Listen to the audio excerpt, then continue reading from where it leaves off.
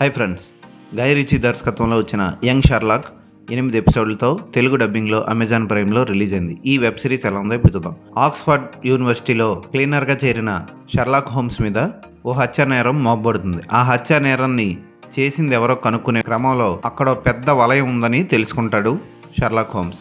ఆ వలయంలో చిక్కుకున్న తన కుటుంబాన్ని కాపాడుకోవడం కోసం షర్లాక్ హోమ్ ఏం చేశాడు? కనపడకుండా పోయిన తన చెల్లి బీట్రైస్ బతికే ఉందా?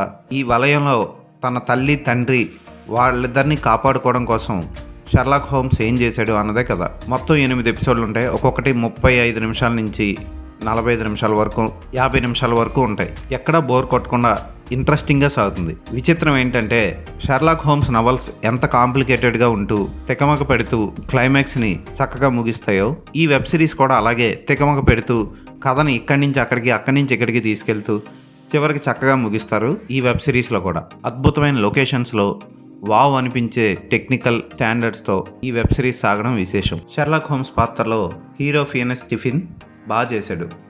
అలాగే జేమ్స్ పాత్రలో అతని ఫ్రెండ్గా, అతన్ని ఇన్స్పైర్ చేసే వ్యక్తిగా డోవానల్ ఫిన్ చాలా బాగా చేశాడు.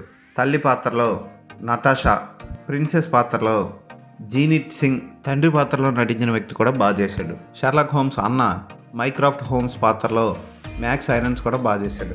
బీట్రైస్ పాత్రధారి కూడా ఆకట్టుకుంటుంది. క్లైమాక్స్ని ముగించిన విధానం బాగుందనిపిస్తుంది. ఒక కొత్త టెక్నాలజీని కనుక్కోవడం, దాన్ని ప్రయోగించి చాలామంది జీవితాన్ని నాశనం చేసే వంటి సీన్లు చూస్తే మనకి కలేజా సినిమా గుర్తొస్తుంది. అయినా పర్వాలేదు, చక్కగా తీశారు వెబ్ సిరీస్ని. ఫ్యామిలీతో కలిసి కూర్చొని చూడొచ్చు. అక్కడక్కడ ముద్దు సీన్లు ఉన్నాయి కానీ అసభ్యకర సన్నివేశాలు లేవు. తెలుగు డబ్బింగ్ బాగా చేశారు. ఈ వెబ్ సిరీస్కి నేను ఇచ్చే రేటింగ్ 3/5.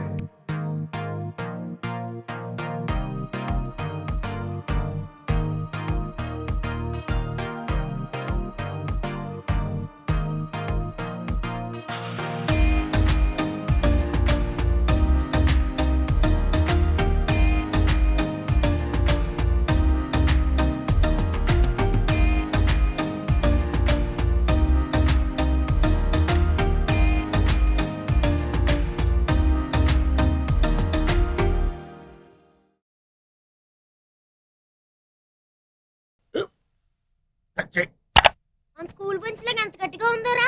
కొట్రా, కొట్టు, పర్లేదు, కొట్టు.